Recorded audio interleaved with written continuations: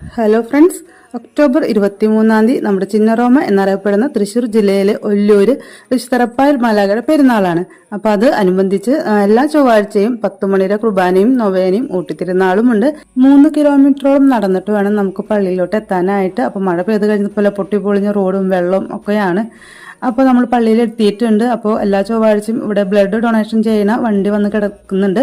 അപ്പോൾ കുർബാന എല്ലാം കഴിഞ്ഞതിന് ശേഷം ഞാനും ഇവാനിയും ഊട്ടുനേർച്ച കഴിക്കാൻ വരിയിൽ നിൽക്കാണ് കേട്ടോ. അത് കഴിഞ്ഞപ്പോൾ നമ്മൾ നേരെ ഒല്ലൂർക്ക് ഓട്ടോ പിടിച്ച് പോവാണ്. അപ്പോൾ ഇന്ന് സാരി ഡ്രൈ ക്ലീൻ ചെയ്യാനുണ്ടായിരുന്നു. അപ്പോൾ അത് ഇവിടെ ഒരു ഷോപ്പ് എൻ്റെ ഓർമ്മയിലുണ്ടായിരുന്നു, പക്ഷേ അവിടെ ആ ഒരു ഷോപ്പില്ല, വെറുതെ അങ്ങോട്ട് പോയി.